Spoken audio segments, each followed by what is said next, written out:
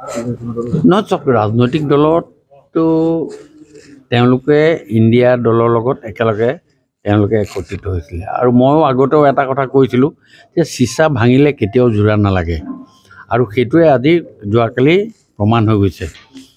যিমান এঠা লগালেও ই যোৰা নালাগে কাৰণ এই ৰাজনৈতিক দলৰ যিটো ব্যৱস্থা এজনে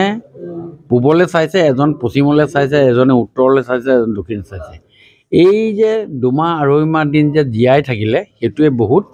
আৰু এইটো এটা ইণ্ডিয়া যে ভাঙি চুৰমাৰ হৈছে কালি আপে প্ৰমাণ কৰি দিলে আৰু ডিব্ৰুগড় সমষ্টিৰ পৰা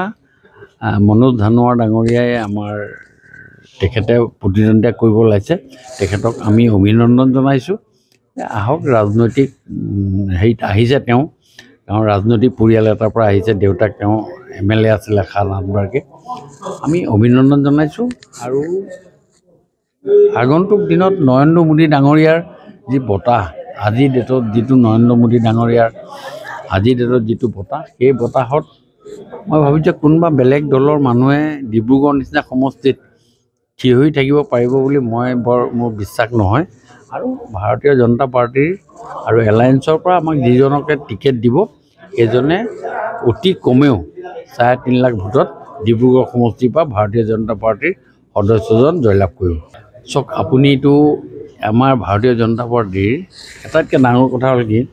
এটা আনচিন পাৱাৰে এই গোটেই কামটো কৰি থাকে আৰু এইটোক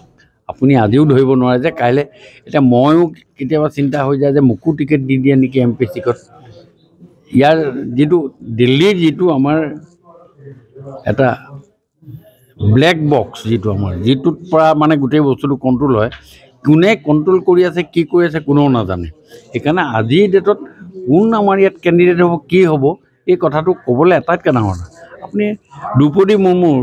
ভাৰতৰ ৰাষ্ট্ৰপতি হ'ব এই কথাটো আপুনি কেনেবাকৈ কোনোবাই ভাবিছিলে নেকি আজি এবাৰ জিকা মানুহ এজন আমাৰ এজন ৰাজ্যৰ এজন মুখ্যমন্ত্ৰী হৈ গ'ল মধ্যপ্ৰদেশত ঠিক তেনেকুৱা কথা সেইকাৰণে আমি এতিয়া এই কথাটো কেলকুলেশ্যন কৰি এজাম্পশ্যন কৰি যিকোনো কথা আমি ক'ব নোৱাৰোঁ যিহেতু আমাৰ ৰামেশ্বৰ তেলী ডাঙৰীয়া আমাৰ ইয়াত এতিয়া বৰ্তমান MP হৈ আছে মন্ত্ৰী হৈ আছে আৰু বাকীখিনি কথা কেন্দ্ৰীয় দলে আমাৰ ঠিক কৰিব ঠিক কৰাৰ পিছত ব্যৱস্থা ল'ব কিন্তু এটা কথা ঠিক মোদী হাইতো মুমকিন নাই আৰু এই মোদীৰ গোটেই যিটো এব্ৰিভিয়েশ্যন আপোনাক আগতেও দিছোঁ এতিয়াও কৈছোঁ মোদী মানে MODI মানে হৈ গ'ল master of developed India master of develop India আৰু সেই কথাটো আগত ৰাখিয়েই এইবাৰ আমাৰ ইস্কাবাৰ চাৰ্চ অফাৰ